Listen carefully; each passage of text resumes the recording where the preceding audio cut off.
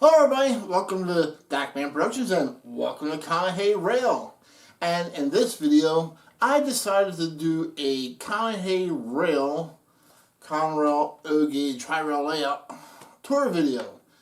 I did put out a short of maybe a 30, 60-second short showing people how the layout is bigger than what you guys see out here, because when I do my reviews and I talk about history and the things that I bought, everybody's just seeing what's out here, not realizing there's much more to my layout than this. So I know people are going to ask, what is a O-Gauge high rail layout? Well, an O-Gauge high rail layout is one that uses all true scale dimensions, all 1/48 scale, and it's true scale trains running through scenery. And most of them are built with either guardrails track, Atlas O track. I have seen some built with fast track as well. There's a couple YouTube channels that like the real track. So there's different ways of building them. So before I begin the tour, I want to give a little bit of background history. I started back in O-Gauge in 2015. Wasn't sure what I was doing, where I wanted to head. I had no plans. I just remembered having O-Gauge as a kid. Wasn't even sure if I was going to stick with O-Gauge. I wanted to try out a small L-shaped area. And during my, because I was in the G scale from 2000 to 2015, I just wasn't happy with G. So I tried O-Gauge at the same time I had my G scale. Put the L-shaped layout in and liked it, and decided to sell off my G scale. So because I had no plans, I went through a lot of stages, through a lot of major rebuilds. But the one thing I never really had intended on was creating this star-winning layout that was going to be in magazines. That wasn't my end goal. I didn't want to be 10 plus years just building a layout. And so I wanted to get something up fast and get something up running in a certain time period, because I know for me that if it was taking too long that I would get bored and I would just stop and lose interest in it. There are some beautiful layouts that I've seen in magazines and on YouTube, wonderfully built. They're studded, they're framed out, they got this beautiful woodwork, and this layout is nothing like that. It was meant as, I built the layout as a money saver, recycling certain materials, because my focus on spending money wanted to be on the trains. I'm not any rich person by any means, so I had to save money where I could. I work for a trucking company, most people know that by now, and it's a food company that have their own trucks. And we do with, apple slices with the caramel pack where you can dip your apples into that. A lot of stores sell that. So these apples, they come in these 4x4 foot crates. And these crates are well built, I noticed. And they already had the corners that were reinforced with 4x4s. The bottoms were reinforced. And so we had stacks and stacks and I mean, these crates were stacking up because that's all we did, and they were stacking up faster than, I mean, they were trying to, at first they were trying to sell them, nobody even one of them, then they started giving them away for free. And I'm looking at these crates, 4x4 foot, square. I'm like, wow, this is a no-brainer. This could be used to create a layout. I'll just simply turn it upside down. So that's what these are. This is all this layout is built on. So I took, and it took a little work. It wasn't like, I took the crates home and I was able to use them like without any work. So the problem was these 4x4 apple crates were actually nailed to skids, and I didn't want the ugly skids. So it took a lot of work to separate the crate from the skid, because they used these ugly, horrible screw nails that you just couldn't pull right out. So I actually had to end up grinding the screw heads off so I didn't damage the crate trying to separate it from the skid. This took a lot of time. Now, once I took the crate off the skid, the apple crate stood 2 foot tall. That's how tall this layout is. It's only 2 feet tall. And I know people are going like, well, why did you make it so short? Because as a mechanic, I spend a lot of my time bending over and doing things, and my back, from all the years of doing that, is wearing out. So I didn't want to be up high trying to reach over something. So I built this for me, around my personal preference and to accommodate my restrictions that I'm starting to get as I get older. And I'm so glad that I did. So being as how it's only 2 foot high, it allows me to reach further out without too much stress. And it's perfect. And so when I sit in my chair, watching my trains or running my trains, it's a perfect height for me. I understand when people come to visit, they're like tall and they're looking down on top of it, but it's built for myself. So one of the advantages that I seen using the 4x4 apple crates, it was easy to add on to it. So, you take 2 4-foot box crates and you turn them upside down, of course. And I did some more reinforcing inside of them. And you put them together, now you got 8 foot. So you can actually build something pretty quickly. You can pretty much expand fast. And so, you put 2 together, now you got 8 foot, and then so forth and so on. Now, the fun part comes, I wanted to be able to go inside underneath to do wiring. So every time I put 2 together, I had to cut out a tunnel. I call it a tunnel. So underneath of this is a series of tunnels that I cut out so I could crawl underneath it and get to all the wiring and stuff. So that was the only downside. But, with the Sawzall and stuff, it made it real easy to do that. Now, I didn't photograph or video any of this build because I just didn't want to deal with the negativity in the way that I did it. I did it in a fast way. I can stand on top of this just as much as somebody frames something out and with no problem. And I've already done it and not have the fear of falling through because it is, I did reinforce it. And so the only thing that I bought was the plywood that goes on top. Now, when I laid this down, I wanted to be able to screw the track down. I didn't want to just glue it down and forget it.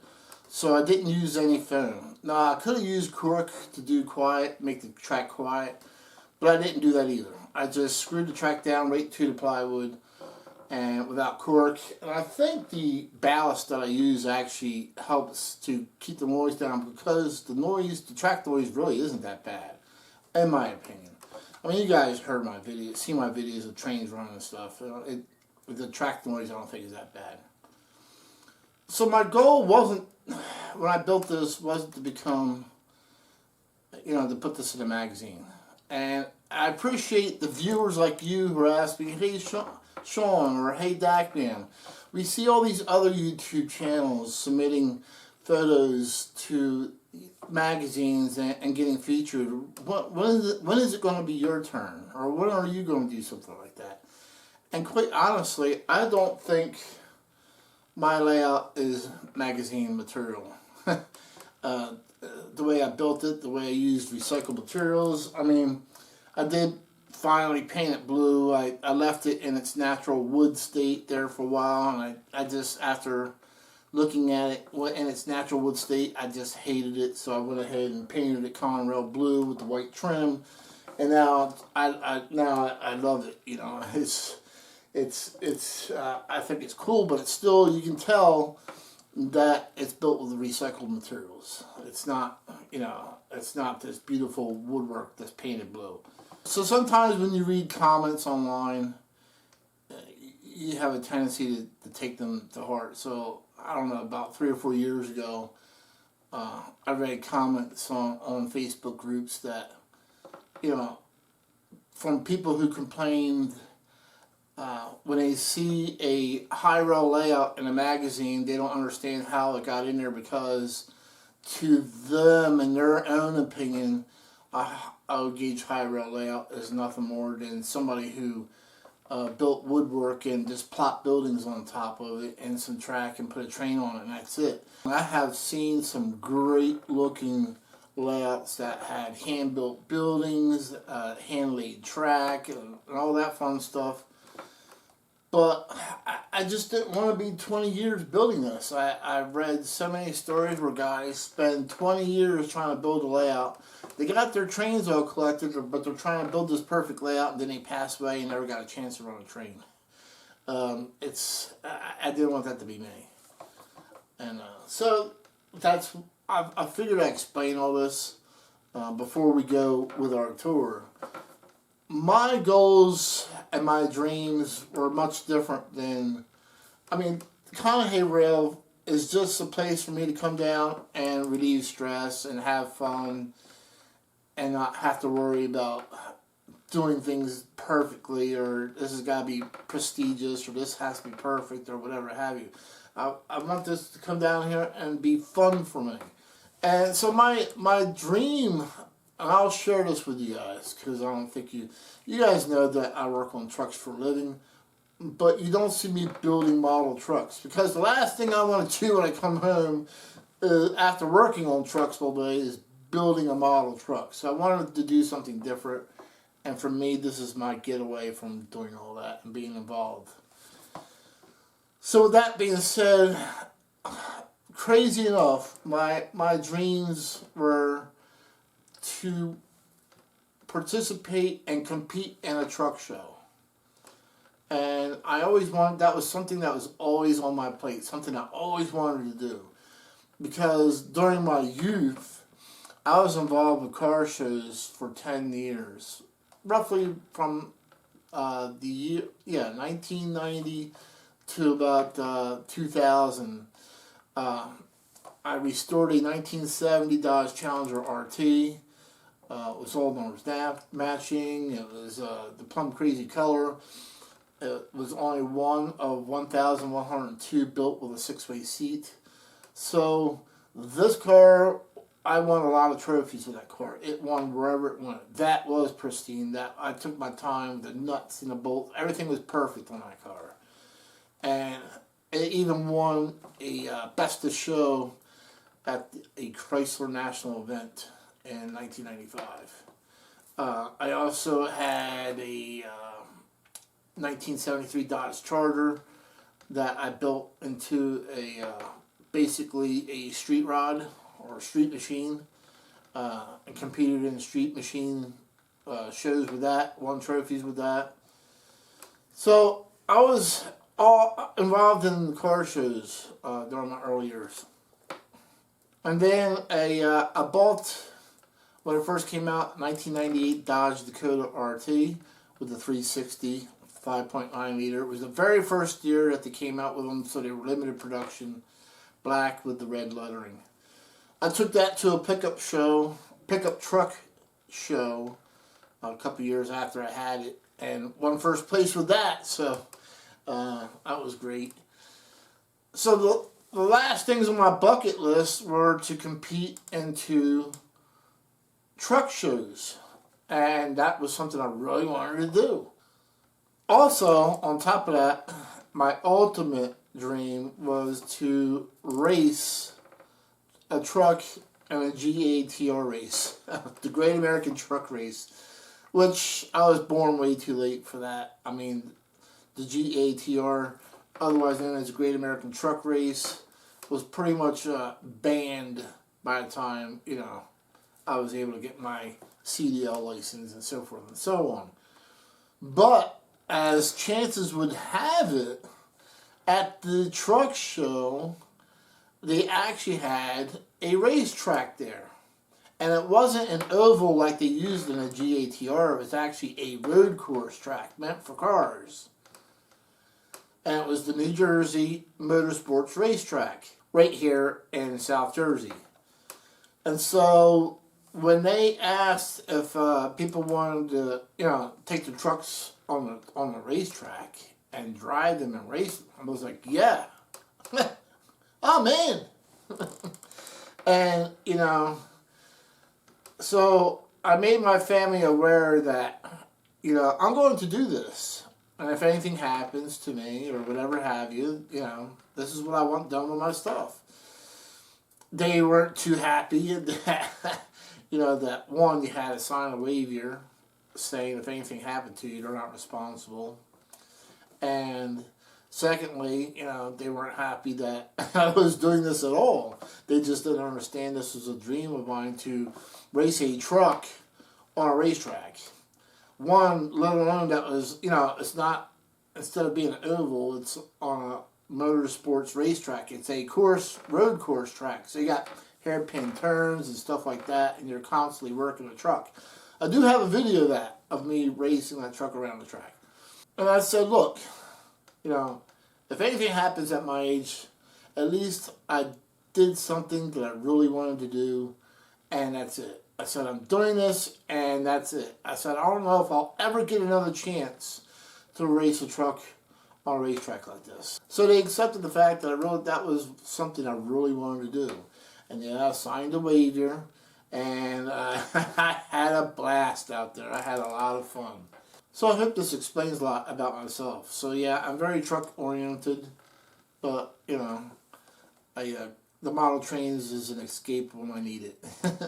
But anyway, enough of the story. So we're going to take a look at Conahey Rail, the O-gauge high rail layout.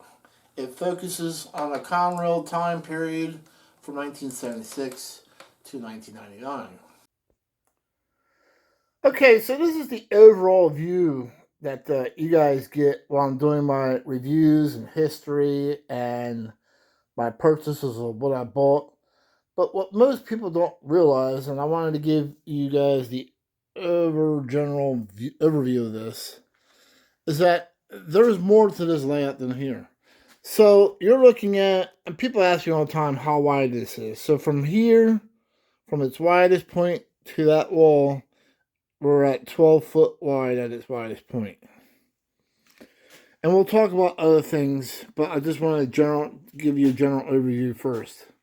And as you can see, the layout does not turn around here and come back again. It actually goes through the wall. And here you can see a better view of that, of how it comes through into the next room. So it actually comes through here, and it goes into another room, which is my workshop. Now, I never usually put that on video because, quite frankly, it's a mess and it's not finished. It's a non-finished area back there.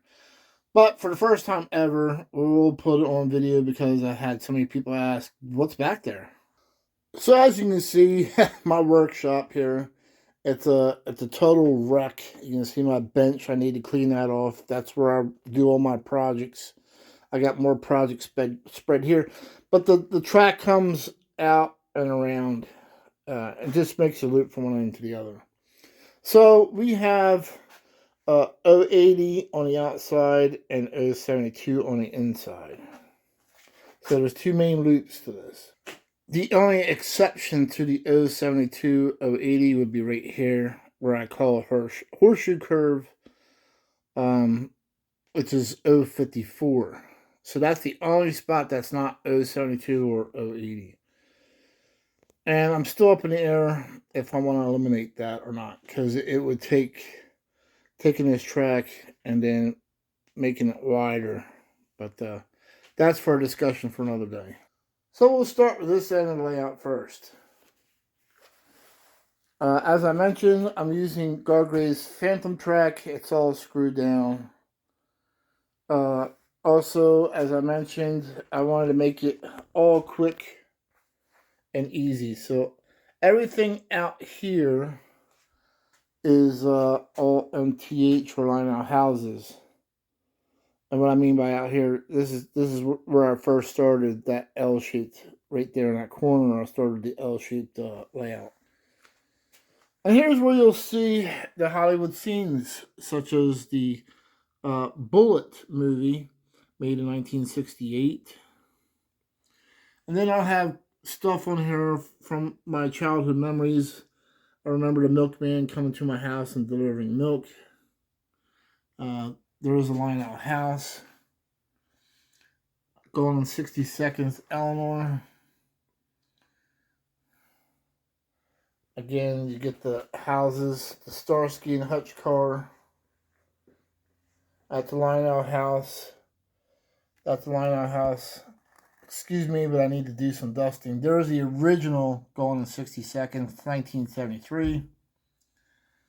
That's the Terminator police car from the original Terminator series in 1980.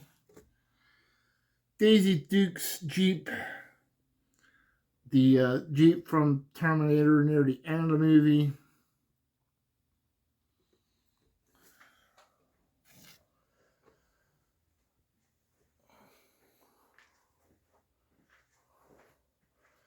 You'll see some background that I put this background up because in my earlier videos there was no background here, and people were like complaining about seeing my wood stove inside the video. So now this is what you see instead of seeing the wood stove in the background. So it does make for a better video, I have to agree. Got the MTH signals. The biggest question I get on the roadway is about my roadways. Now, I did not use plaster, which is what, a lot of other people would have used. Again, I wanted to make it quick, fast, and easy. So I used black poster board that was available in the Walmart Arts and Crafts aisle. And then the stripes I get from a place called Red Lion.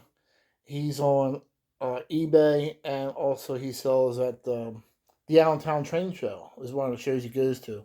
So if you go to Allentown, check out Red Lion. He has all those stripes for roadways and stuff. And here we have, funny enough, we have Dominic's Charger from the Fast and Furious movie.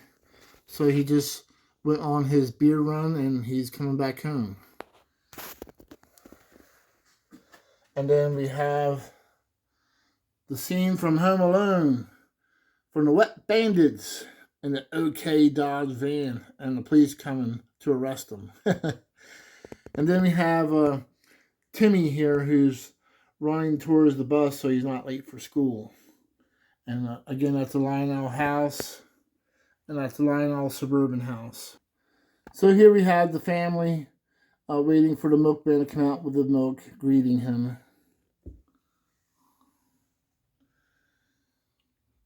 Mom is saying bye to Timmy as he's going to school. Here we have a church wedding going on, ceremony. At first I thought it would be cool to add, church bell sounds and all that fun stuff to this building. But I think it would quickly drive me crazy. Because sometimes I just like to sit here and just watch the trains rather than blow horns and listen to different things. Then, of course, you got to have the model train shop. And again, sorry for the mess. I had to sweep up here a little bit on the layout, straighten out. This here is the MTH passenger station. That's an MTH building, and the church is MTH. And I put the passenger station in for my Jersey Central passenger excursion train. Then you have the MTH building. You guys might have just seen my post about the Terminator Freightliner tow truck. Boy, I would love to have that tow truck out of there before they wrecked it. But and then my Smokey and the Bandit scene, where you had the bandit being chased by two different state cops across the border, the state lines. The bank is MTH. Then you have the Sinclair station, that's MTH. The garage is a kit that I built. Now, the story behind this is my grandfather actually owned a Sinclair station, and he also raced cars on the dirt track. So he was a dirt track racer. So this is his gas station, and that's his dirt oval car. And he also really did have a Sinclair Ford truck as well. This was a local parts store that we had. It's since been closed. That Conrail is a lighted neon sign, and that's a cool piece. Back there you have the hobo shack and the Lionel water tower.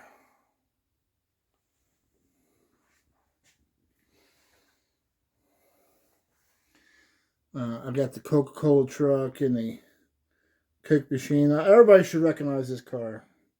This is an iconic movie. So this is the National Lampoon's Vacation, 1983 movie. Got the ice cream store. Sheriff Roscoe's Dukes of Hazzard. And again, I got some cleaning to do. I know. Sorry about that. And then you have the Walking Dead, Dale's 1973 Winnebago. So you got the guys working the freight depot here.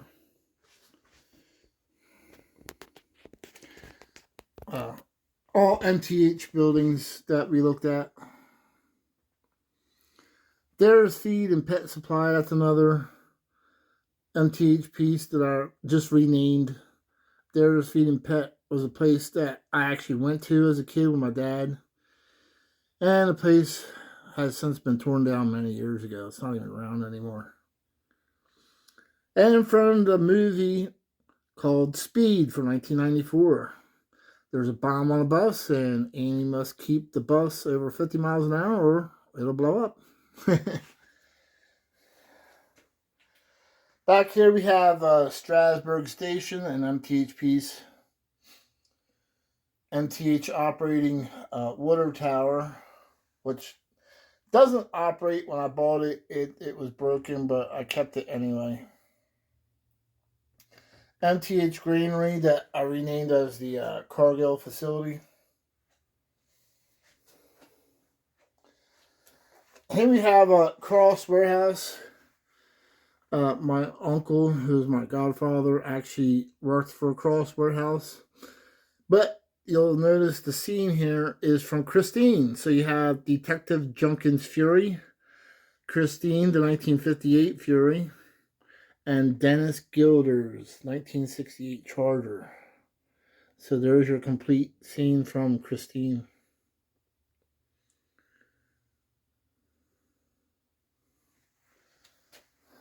Here we have, that's a Lionel piece.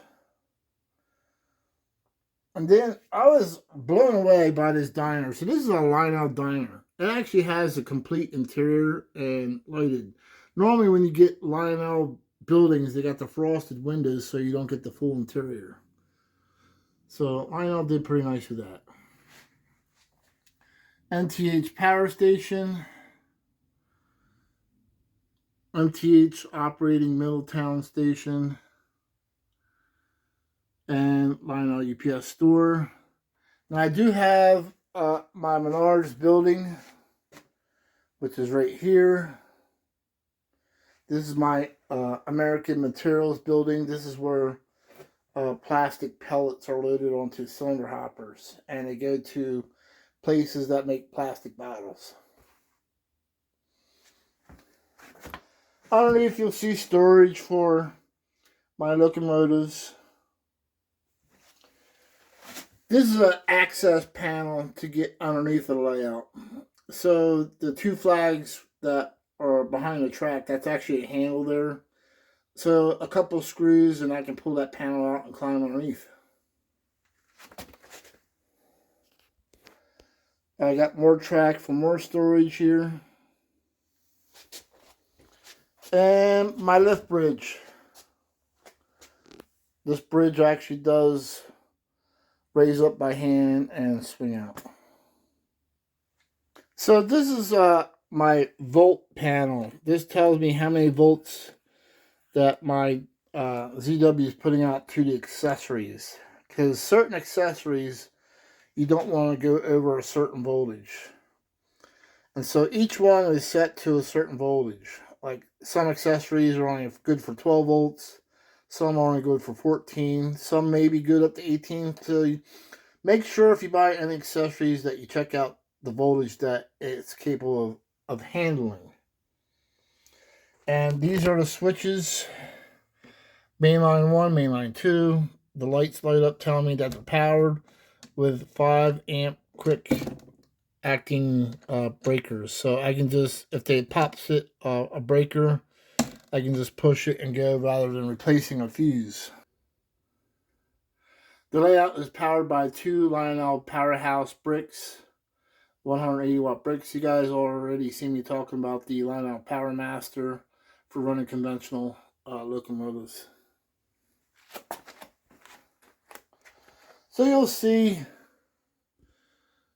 everything is based on Conrail. Alright, so let's take a look at the rest of the layout. Now, when I decided to build this section of the layout, I wanted to build kits.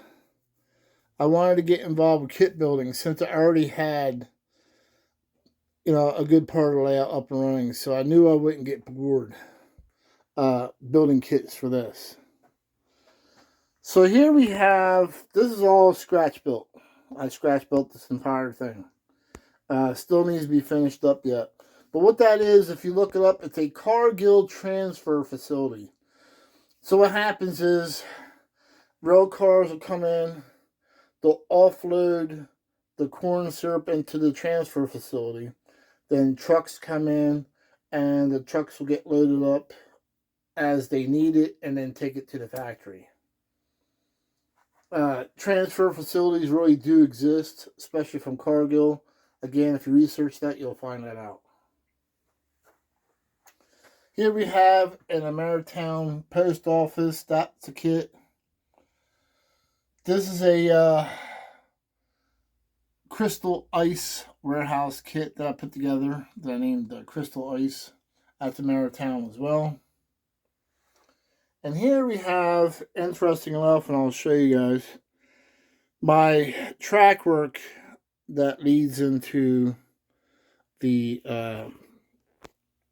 my grain facility, basically.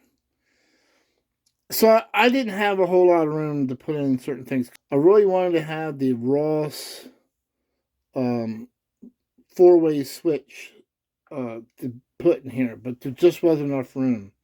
And speaking of Ross, Ross is a great switch, highly recommended, but they're also very expensive. So all of my switches are actually Gargraves instead of Ross. Now, if you want to save money like me, you gotta be prepared for a couple things. Number one, you gotta be prepared that the Gargrave switch does not run power through it. You have to power each leg up. So you're going to be running drops at.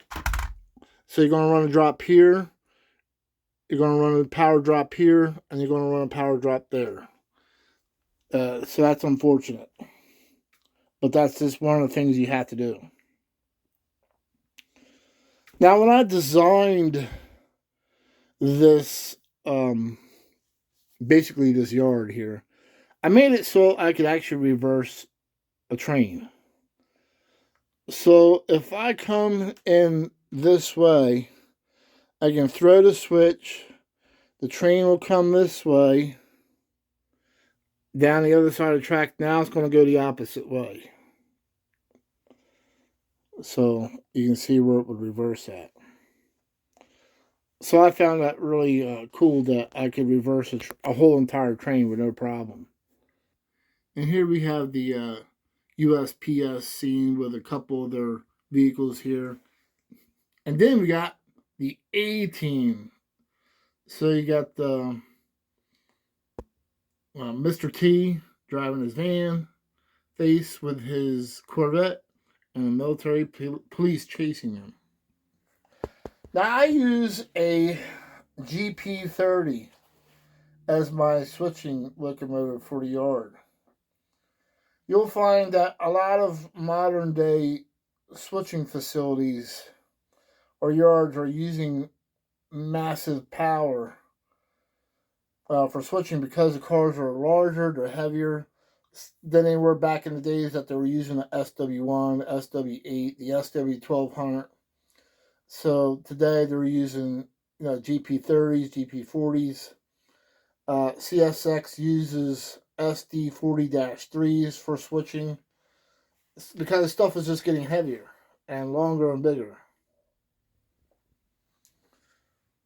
So here we have the grain facility. That is a Corber kit. For those who don't know, Mr. Muffins bought Corber.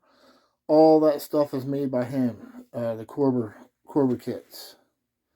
So he makes these nice kits, and they make for a great scene if you like grain facilities like me. So this is a Cargill facility. I decided to go with Cargill instead of ADM. Just to be something different. Now Cargill is just as big as ADM as far as food business. That's also a kit. It's a Lionel grain elevator kit, believe it or not. So I bought that as a kit and put it together. This is a Menards bridge. I don't even know if they make these anymore, but I got them when they first came out. But it's a cool bridge. I like it. But that's actually made by Menards. There may be some people who recognize that car. Herbie the Love Bug. If you don't, please research it. And then we had the Consolidated Freightways truck with the doubles. Oh, that's such a cool piece. Here you have Mad Max and his V8 Police Interceptor. From the 1979 movie Mad Max. I have people ask me about this combine all the time when they see it on video. It's just something that I found on eBay. I don't know what scale it is or anything about it because when I bought it, it didn't come in a box. Then you have the grain truck backing up to the grain elevator. Then you got the farmer. He's plowing. I don't remember what kit the house or the barn is. I forget what brands those are.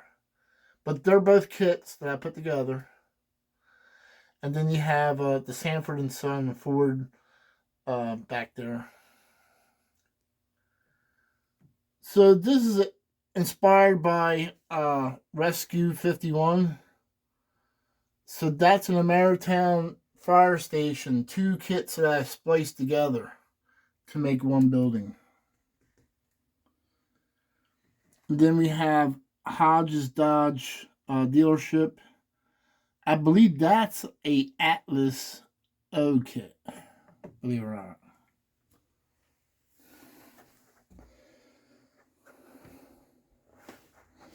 One of these days I'll finish up the scenery here. The plan is to put better scenery as far as I want to put rock formations in here and stuff like that.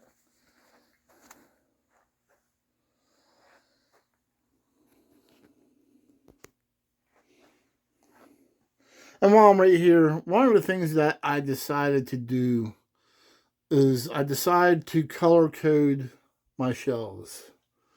I mentioned this in a couple of videos, but this shelf here is all my Atlas O collection. So everything here is Atlas O, so the shelves are this dark blue, and I made up a sign. Now, I did all this because during the showstopper, I don't even know if you're still allowed to say the C word on here on YouTube, because they were demonetizing channels back in the day if they did.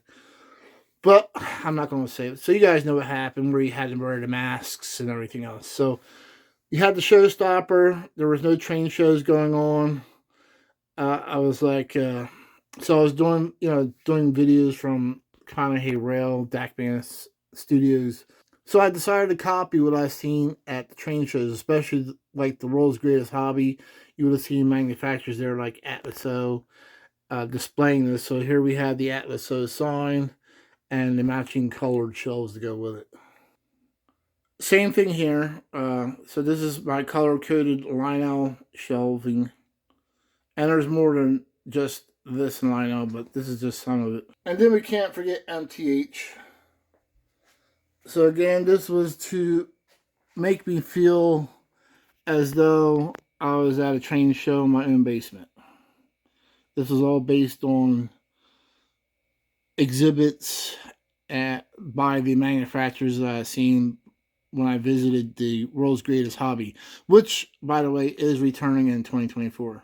So I hope you enjoyed the tour of Conahey Rail, high rail O-gauge layout, based on the Conrail era, 1976 to 1999.